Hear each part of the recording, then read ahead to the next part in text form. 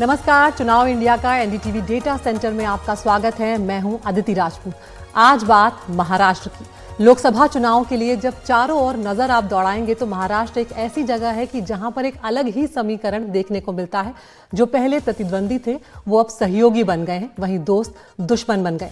चर्चा के लिए हमारे साथ बेहद खास मेहमान मौजूद हैं। दो राजनीतिक विश्लेषज्ञ हैं यहाँ पर, अमिताभ तिवारी जी हैं और मनीषा प्रियम जी हैं। तो यहाँ पर हम किस तरह से आज महाराष्ट्र की महाभारत जो है उस पर हम नजर डालेंगे। तो कुछ आंकड़ों के जरिए जिस तरह से हम अपने डेटा सेंटर में हमेशा बात करते हैं वैसे ही हम करेंगे। हमारे दोनों मेहमान हमारे साथ बने ही हुए हैं, उनके साथ हम चर्चा करेंगे। तो सबसे पहले यहाँ पर हम देख लेते हैं कि अगर हम महाराष्ट्र की जब बात करने जा रहे हैं तो वो कौन कौन से मुख्य सवाल हैं जो महाराष्ट्र की राजनीति को इस वक्त प्रभावित कर रहे हैं। तो महाराष्ट्र की जनता इस बार किसके साथ जाएगी, ये सबसे बड़ा सवाल है, क्योंकि पिछले कुछ सालों में महाराष्ट्र की जनता ने बहुत उतार चढ़ाव जो हैं वो यहाँ पर देख लिए। इसलिए मैं ये सवाल वाकई में बहुत गंभीर और एक बड़ा सवाल हो जाता है कि महाराष्ट्र की जनता जो है वो इस बार किसके साथ जाने वाली है। जो दूसरा सवाल है कि जो 6 चुनावी क्षेत्र हैं महाराष्ट्र के, उसमें कहाँ पर किसका पलड़ा जो है वो भारी होने वाला है, क्योंकि यहाँ पर मराठा हैं, ओबीसी हैं, बहुत ज़्यादा ये वोटर्स जो है वो मायने रखेंगे महाराष्ट्र की राजनीति में। जातियाँ कैसे वोट करती हैं इस पर भी हम चर्चा करेंगे, क्योंकि ये बहुत महत्वपूर्ण है हमारे देश की राजधानी, हमारे देश की जो राजनीति है उसमें। शिवसेना और एनसीपी में टूट के बाद क्या बीजेपी सबसे बड़ी पार्टी बन पाएगी, ये अपने आप में एक बहुत बड़ा सवाल है। और उसके बाद क्या उद्धव ठाकरे और शरद पवार जो हैं वो सहानुभूति के वोट जो हैं वो जीतेंगे, क्या अस्तित्व की लड़ाई जो है वो यहाँ पर वो जीत पाएंगे। और उसके बाद एक बड़ा सवाल, आखिरी सवाल, कि बीजेपी आखिर किसके भरोसे गठबंधन करेगी, या गठबंधन या मोदी जो है किसके भरोसे आखिर बीजेपी जो है वो यहाँ पर नजर आ रही है। तो कुछ और अगर हम आंकड़ों की बात करें, हम अगर पिछले कुछ सालों की आपको सीटों की जानकारी यहाँ पर दें, क्योंकि पिछले चुनाव तक बीजेपी और शिवसेना साथ लड़े थे, लेकिन एक एक करके यहाँ पर हम आपको बता रहे हैं कि बीजेपी जो है 2004 में 13, 2009 में 9 और उसके बाद 14 और 19 का आंकड़ा आप देख रहे हैं, सीधे 23 सीटों पर जो है वो बीजेपी यहाँ पर आ चुकी है। अब हम बात करें शिवसेना की यहाँ पर, हालांकि पिछले बार दोनों ही पार्टियां जो हैं वो साथ में चुनाव लड़ी थी, लेकिन अगर शिवसेना की बात करें तो 12, 11 और उसके बाद 2014 और 2019 में 18 पर शिवसेना आ जाती है। कांग्रेस की यहाँ पर बात करें तो कांग्रेस का आंकड़ा काफ़ी यहाँ पर देखने वाला है कि 2004 में 13, 2009 सबसे अच्छा साल रहा कांग्रेस के लिए, 17 सीटें यहाँ पर हासिल की, लेकिन 2014 और 19 में 2 और 1 पर आकर ये पार्टी सिमट जाती है। बहुत ही बुरा यहाँ पर प्रदर्शन रहा है। अगर एनसीपी की बात करें यहाँ पर तो एनसीपी का प्रदर्शन 9 रहा, 8 रहा और उसके बाद 2014 और 19 में ये आधे पर आ जाती है, 4 सीटें जो है ये जीत पाती है। अब अगर हम इन्हीं सालों में इन्हीं पार्टियों का आपको वोट प्रतिशत अगर दिखाएं कि वहां पर किस तरह से सभी पार्टियों का प्रदर्शन जो रहा है, क्या स्थिति है वोट शेयर की, तो वो देखना भी बहुत ज़्यादा मायने रखता है, क्योंकि किसका वोट कहाँ खिसकता है ये यहाँ पर देखना होगा। तो अगर हम बीजेपी की बात करें तो यहाँ पर एक आपको आंकड़ा जो है वो इस तरह से दिखा रहे हैं कि जो 23%, 18%, 27% और 28% तक जो है ये पार्टी चली जाती है, यानी कि इसके वोट परसेंटेज में बीजेपी का लगातार इजाफा हुआ है। शिवसेना की अगर हम यहाँ पर अब बात करें तो आप देख रहे हैं यहाँ पर कि शिवसेना 20 से 23 तक यहाँ पर आती हुई नजर आ रही है। शिवसेना का जो वोट शेयर है वो भी यहाँ पर उतना खराब नहीं है 2019 तक। कांग्रेस की अगर बात करें तो 23 से सीधे 16 पर कांग्रेस पार्टी तो नजर आ जाती है। जो लाइन ग्राफिक्स आप देख रहे हैं इसमें नीला रंग जो है वो कांग्रेस पार्टी का है और सीधे ये 16% तक उतर आते हैं। करीब 7 से 8% का जो नुकसान है यहाँ पर है। एनसीपी की बात करें 18% से सीधे 15%, तो यहाँ पर एनसीपी को भी जो नुकसान है वो साफ साफ नजर आ रहा है। अब अगर हम यहाँ पर बात करें कि कौन कौन से वो क्षेत्र हैं जो प्रभावित रहे हैं, और अगर अलग अलग क्षेत्रवार हम आपको यहाँ पर बताएं कि किस तरह से अब तक का सियासी समीकरण जो है वो देखने को मिला है, तो मुंबई जो है वो एक तरफा वोट करती हुई नजर आ रही है। मुंबई के आंकड़े देखिए आप, बेहद दिलचस्प है। यहाँ पर 2014-2019 की अगर हम यहाँ पर बात कर रहे हैं तो मुंबई सीधे एक तरफा 6 यहाँ पर सीटें जो है वो यहाँ पर बीजेपी शिवसेना के साथ नजर आ रही है। वहीं अगर हम कांग्रेस की बात कर रहे हैं तो 2014 और 19 की आप स्थिति देख सकते हैं कि कांग्रेस कहां पर आके यहां पर सिमट गई है। कोंकण की बात करें 7 सीटें कोंकण में आती हैं, आप देख सकते हैं यहां पर 7 और 6 पर बीजेपी नजर आ रही है 2014 और 19 में, और यहीं कांग्रेस पार्टी 2014 में खाता भी नहीं खोल पाई है और 2019 में सिर्फ 1 सीट पर जीत हासिल कर पाई है। कांग्रेस एनसीपी दोनों की हम बात कर रहे हैं। पश्चिम एक ऐसी जगह है जहां पर 11 सीटें, जहां पर थोड़ा मुकाबला देखने को मिलता है।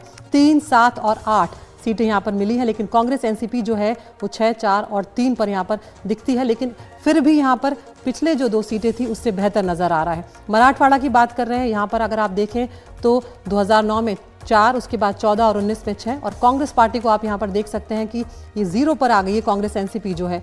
अगर हम बात करें उत्तर की, यहाँ पर 6 सीटें हैं, यहाँ पर भी बीजेपी शिवसेना ने ठीक प्रदर्शन किया है, 4, 6, 6, लेकिन कांग्रेस एनसीपी पे आते हैं तो 2009 में 2, लेकिन उसके बाद 0-0 यहाँ पर उनकी स्थिति रही है, यहाँ पर खाता भी ये लोग नहीं खोल पाए। विदर्भ की 11 सीटें हैं, मायने रखेगा ये क्षेत्र भी, खासतौर से 6 सीटें 2009 में मिली हैं बीजेपी शिवसेना को, उसके बाद 10 और 9, और कांग्रेस एनसीपी 5, 1 और 2, 2019 में 2 सीटें मिली। और कुल अगर हम देख रहे हैं यहाँ पर तो यही महाराष्ट्र का जो कथा है वो नजर आ रही है। 48 सीटों में से यहाँ पर बीजेपी शिवसेना जो है वो 41 सीटें लेकर आती है 2019 में, और कांग्रेस एनसीपी गठबंधन जो है वो 6 पर यहाँ पर नजर आता है। तो बेहद दिलचस्प है और इसी पर हम चर्चा करेंगे। हमारे दोनों मेहमान जो हैं इस वक्त हमारे साथ बने हुए हैं, क्योंकि ये लोग लगातार सालों से चुनाव पर नज़र रखे हुए हैं और इनका जो अनुभव है वो हमारे लिए बहुत ज़्यादा मायने रखता है। अमिताभ जी, तो आज के एपिसोड की अगर हम यहाँ पर बात कर रहे हैं तो ये जो हम दिखा रहे हैं, ये क्या ये कह सकते हैं कि जो पश्चिम है वहाँ पर लड़ाई जो है वो थोड़ी कठिन नजर आ रही है, वहां पर एक मुकाबला जो है वो देखने को मिल रहा है, क्योंकि बाकी क्षेत्रों में तो कोई मुकाबला भी उस तरह से देखा जाए आंकड़ों में तो नजर नहीं आ रहा है।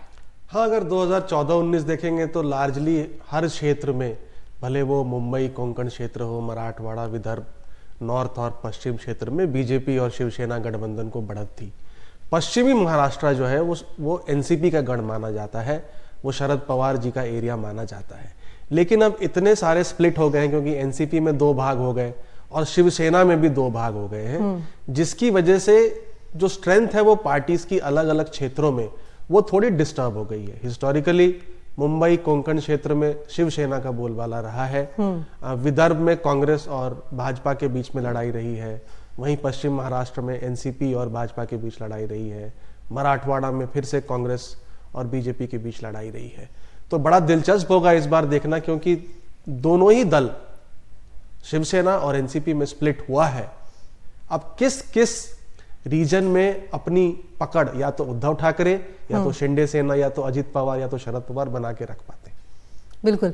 मनीषा जी, अगर हम पश्चिम महाराष्ट्र के जगहों की अगर बात करें, पुणे है, अहमदाबाद है, सोलापुर है, सांगली है, बारामती है, जहां पर हम जानते हैं कि भाभी और ननन जो है वो आमने सामने हैं, सुप्रिया सुले हैं, सुनेत्रा है, यहाँ पर कोल्हापुर है, माढ़ा है, सतारा है, शिरडी है। तो क्या वाकई में यहाँ पर लग रहा है, क्योंकि अजित पवार जो है वो भी जमीन से जुड़े नेता माने जाते हैं, संगठन पर पकड़ अपनी रखते हैं, क्या वो शरद पवार के लिए यहाँ पर अपने गढ़ को बचाना आसान हो पाएगा? देखिए, ये सवाल अंत तक सवाल बन के ही रहेगा। जब तक कि हमारे पास रिजल्ट्स नहीं आते हैं तब तक हम इसके सामने क्या लगा के ही पूछेंगे। लेकिन मोटे तौर पर अगर आप देखिए तो इन आंकड़ों को देखने से एक बात स्पष्ट होती है कि विनिंग हॉर्स जो है इसमें बीजेपी है ओवर टाइम, और जो दिल के 1000 टुकड़े हुए हैं उसमें से एक शिवसेना जो है उसकी ग्राफ भी वैसे ही बढ़ती हुई रही है जैसे कि भाजपा की रही है। लेकिन शिवसेना में विभाजन है, तो शिवसेना के असली एसेट्स किधर जाएंगे ज़्यादा, और जो एनसीपी के एसेट्स हैं वो आप जैसे पूछ रही हैं, सही सवाल आपका है, वेस्टर्न महाराष्ट्र जहाँ है वहाँ किस तरह की लड़ाई होगी। अब वहाँ आप चाहिए तो मैं कुछ भी बोल दूँ, लेकिन सवाल ये है कि पिछले बार चुनाव जब हुआ उस समय एक बहुत भावुक शरद पवार जो हैं वो कराड़ में एक रैली हुई, बिजली कड़क रही थी और एक भावुक भाषण दे करके उन्होंने इसको निकाला। तो मैं इस बात को ये मानती हूँ कि वैसे भी एनसीपी में एक थकाव सा है उस राजनीतिक दल में, स्प्रेड अब नहीं है, लीडरशिप जो है वो एक लिमिट पे पहुंच चुकी है। तो दोनों में से किस दल को जनता जो है वो असली एनसीपी मानेगी? क्या शरद पवार की भावुकता पर फिर जाएगी? क्या सुप्रिया सुले जो है वो अजीत पवार पे भारी पड़ेंगी?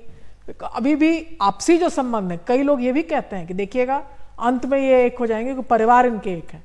तो कहीं ना कहीं प्रश्न चिन्ह जो है शुरू से अंत तक भावुक ही भावुक है। बिल्कुल। और कई लोग अभी भी कहते हैं कि देखिए वो भाभी जो है वो तो सुप्रिया के सामने कुछ बोलती नहीं है, लेकिन इन बातों का राजनीतिक मायने कुछ होता नहीं है। तो जनता इसका क्या आकलन लगाती है और किन बातों पर निर्भर होकर अपना चुनाव देती में मत डालती है, ये महत्वपूर्ण होगा। और एक बात महत्व की यह है कि जनता जब अपना मत डालती है तो देखती है कि कौन सा धड़ा आखिर जीतने जा रहा है, और वो अपने मत को बर्बाद नहीं करना चाहती, वो अपने राजनीतिक आकलन के हिसाब से चलती है आगे। बिल्कुल। तो महाराष्ट्र की राजनीति जो है वो पत्रकारों के लिए, राजनीतिक विश्लेषकों के लिए पिछले कुछ सालों से तो काफी सस्पेंस वाली रही है और दिलचस्प भी होती जा रही है, क्योंकि कब कौन सी पार्टी किस पाले में चली जाएगी, कब कौन सा धड़ा जो है वो अपनी पार्टी से अलग हो जाएगा, ये यहाँ पर समझना मुश्किल है। लेकिन जिस तरह से अपनी अपनी पकड़ के जो क्षेत्र हैं, क्या उनमें ये वापसी कर पाएंगी सभी पार्टियां, ये देखना बहुत दिलचस्प होगा। एक छोटे से ब्रेक के लिए यहाँ पर रुक रहे हैं डेटा सेंटर में, अभी हम वापस लौटते हैं कुछ और दिलचस्प डेटा के साथ।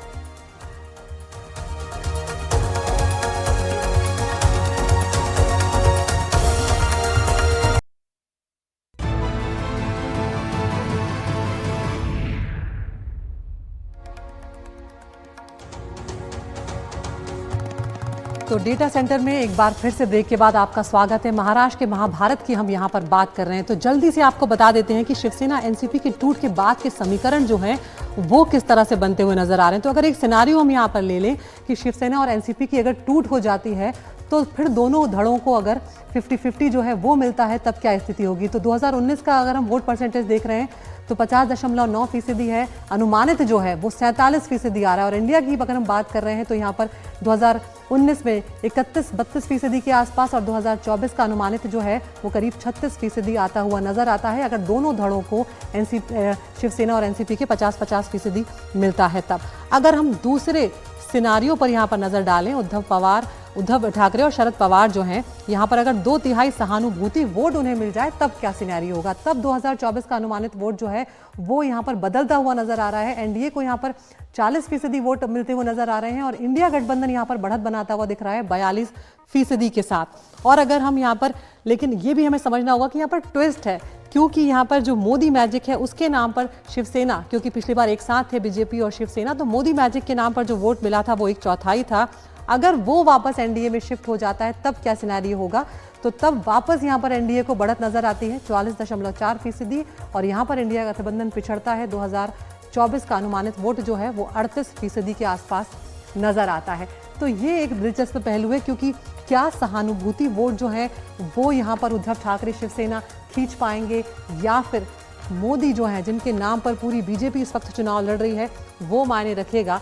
तो यहाँ पर अमिताभ जी जो आंकड़े हम देख रहे हैं वो काफ़ी दिलचस्प है, क्योंकि ट्विस्ट इसमें नज़र आ रहा है। सहानुभूति फैक्टर काम करेगा या मोदी फैक्टर, इस पर नज़र रहेगी। क्या आपको लगता है कि उद्धव ठाकरे, शरद पवार जनता तक अपनी बात पहुंचा पाएं, सहानुभूति हासिल कर पाएंगे?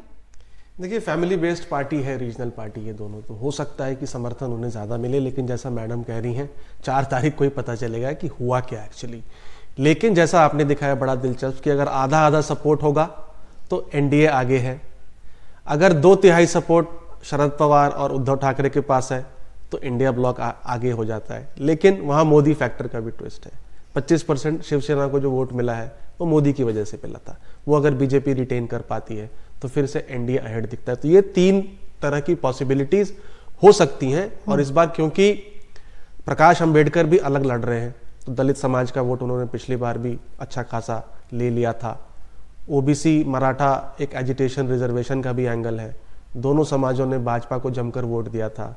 इस बार हो सकता है थोड़ा वहां पे कॉन्फ्लिक्ट हो।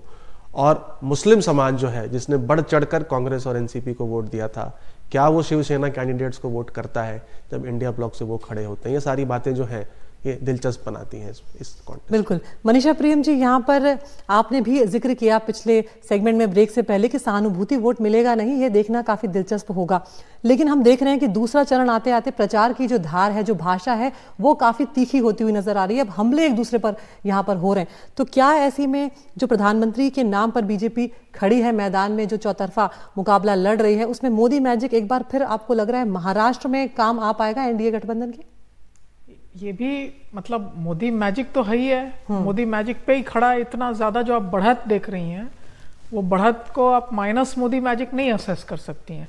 वो नागपुर की ही सीट जहां संघ का हेडक्वार्टर था वो मोदी मैजिक के आने के बाद तब जीता जाता है। तो मोदी मैजिक के बिना भाजपा वहां क्या है, ये एनालिसिस करना जो है ये टोटली हाइपोथेसिस की बात है।